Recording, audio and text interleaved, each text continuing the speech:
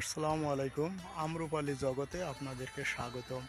আমি এখন আছি চুয়াডাঙ্গা জেলার জীবননগর উপজেলার সুবলপুর গ্রামে।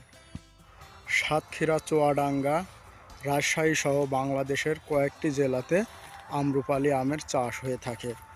সাতক্ষীরার আম্রপালি চুয়াডাঙ্গা জেলার থেকে আগাম ওঠে এবং তারপরে ওঠে চুয়াডাঙ্গা জেলার আম। এরপরে আমরা আম্রপালি পেয়ে থাকি রাজশাহী ঠাকুরগাঁয়ের আম। বাংলাদেশে যে সকল জেলাগুলোতে আম্রপালি আম চাষ হয়ে থাকে তার মধ্যে আপনার চুয়াডাঙ্গা জেলার জীবননগর উপজেলাতে আম্রপালি আমের চাষটা সবথেকে বেশি হয়ে থাকে। আম্রপালি আম কাঁচা অবস্থায় প্রচুর পরিমাণে টক হয়ে থাকে, কিন্তু এটি যখন পরিপক্ক হয়ে পেকে যায় তখন এর মতো গাঢ় মিষ্টি আর কোনো আমে পাওয়া যায় না।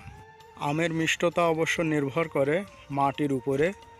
যে অঞ্চলের মাটি আপনার এঁটেল এবং এঁটেল দোআঁশ টাইপের, সেই অঞ্চলের আমের মিষ্টতা বেশি হয়ে থাকে। আমি এখন যে বাগানে অবস্থান করছি এ বাগানের আমাদের এখানের মাটি এঁটেল এবং এঁটেল দোআঁশ টাইপের, এই কারণে আমাদের এই অঞ্চলের আমের মিষ্টতা বেশি। আম্রপালির স্বাদ পেতে হলে অবশ্যই আপনাকে জীবননগরের আম্রপালি খেতে হবে। জীবননগর থেকে আমরা দেশের বিভিন্ন প্রান্তে আম পাঠিয়ে থাকি কুরিয়ারের মাধ্যমে, এবং এখানে আমাদের আড়ত আছে। এই আড়তে দেশের বিভিন্ন অঞ্চল থেকে পাইকাররা আসে। সাতক্ষীরা, বাগেরহাট, খুলনা, বরিশাল, ঢাকা, সিলেট, চট্টগ্রাম বিভিন্ন অঞ্চল থেকে আমাদের এখানে পাইকাররা আসে। পাইকাররা তাদের ইচ্ছা মতো দাম দর করে আম কিনে নিয়ে যায়। এ সকল পাইকাররা দেশের বাহিরে আম পাঠিয়ে থাকে। তারা আমাদের বাগানে এসে আমাদের এই আমের সাইজ এবং কালার দেখে তারা দাম নির্ধারণ করে সেই অনুযায়ী তারা নিজেরাই আম পেড়ে নিয়ে যায়।